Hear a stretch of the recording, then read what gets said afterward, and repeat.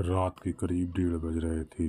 मैं और मेरे दो दोस्त अपने एक खास दोस्त की शादी को अटेंड करके आ रहे थे, जो कि दिल्ली की राजा गार्डन में हो रही थी। हमें बहुत देर हो चुकी थी और हमारा घर नोएडा में था, जहां हमें वापस लौटना था। हम लोग कार में बैठे थे और कार में ड्राइव कर रहा था। हम हाईवे पर थे, जो कि पूरा सुनसान पड़ा था। मैंने बहुत तेज म्यूजिक लगा रखा था और साथ ही साथ बहुत जोश में भी था, जिसकी वजह से मैं कार को तेजी से ले जा रहा था। मुझे पता ही नहीं चला कि हम रजा गार्डन से धौला कुआं तक का सफर इतनी जल्दी कैसे पार कर लिया। अभी नोएडा यानी मेरा घर बहुत दूर था। अभी हम हाईवे पर चल ही रहे थे कि मैंने दूर से किसी को हाथ हिलाते हुए देखा।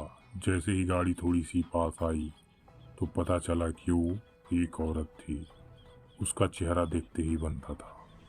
वो दिखने में बहुत खूबसूरत थी। मैंने झट से गाड़ी को रोक दिया।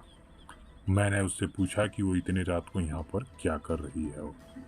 उसने बताया कि मेरी गाड़ी खराब हो गई है और मुझे जल्दी से अपने घर पर पहुँचना है। उसने कहा कि मेरा घर कुछ देर की दूरी पर ही है। अगर आप मुझे वहाँ तक छोड़ दें तो आपकी बड़ी कृपा होगी। उसके ये कहते ही मैंने उसे अपनी गाड़ी में बैठा लिया।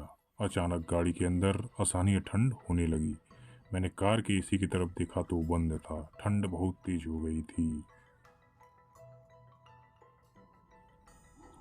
मेरे दोनों दोस्त पीछे बैठे थे और वो लड़की मेरे साथ आगे बैठी थी।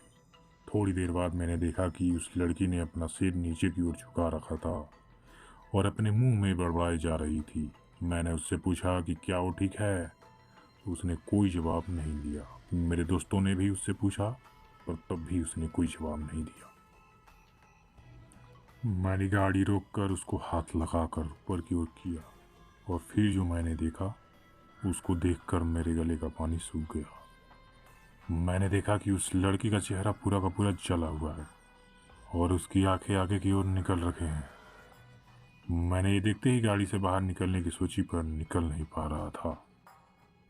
वहीं पर मेरे दोस्त वो भयानक नज़ारा देखकर गाड़ी से बाहर निकल गए थे, पर मैं फंसा था। उसका भयानक चेहरा अभी भी मेरी नज़रों के सामने था। मैं उसके सामने गिड़गिड़ाने लगा और जोर जोर से रोने लगा। अचानक से मुझे चक्कर आ गए। जब मेरी आंख खुली तो मैंने देखा कि मैं वहीं अपनी गाड़ी में पड़ा हूँ और मेरे आसपास मेरे दोनों दोस्त और कुछ लोग खड़े थे। समय सात सुबह के 4 बज रहे थे। मैं झट से गाड़ी खोलकर बाहर आया। मैंने देखा कि वो लड़की भी वहां नहीं थी। मैंने अपने दोस्तों से पूछा तो उन्होंने कहा कि वो लड़की सच में एक चुड़ैल थी। हम लोग भागकर मदद लेने गए थे और जब कुछ लोग को लेकर आए तो हमने तुम्हें बेहोश देखा और वो लड़की भी वहां नहीं थी। मेरे सांसें भी तेज थी और मैं सहमा हुआ था। तभी वहां एक खड़े व्यक्ति ने बताया कि ऐसी घटनाएं यहाँ घटित रहती हैं। उसने बताया कि हाँ, वो लड़की जो तुम्हें दिखी वो लड़की की आत्मा थी। कहा जाता है कि जिस लड़की की आत्मा इस हाईवे पर दिखती है और एक तड़पती आत्मा है, असल में एक रात उस लड़की की उसी हाईवे पर उसकी गाड़ी खराब हो गई। तब उसी हाईवे पर गुजर रही एक कार से उसने लिफ्ट मांगी थी।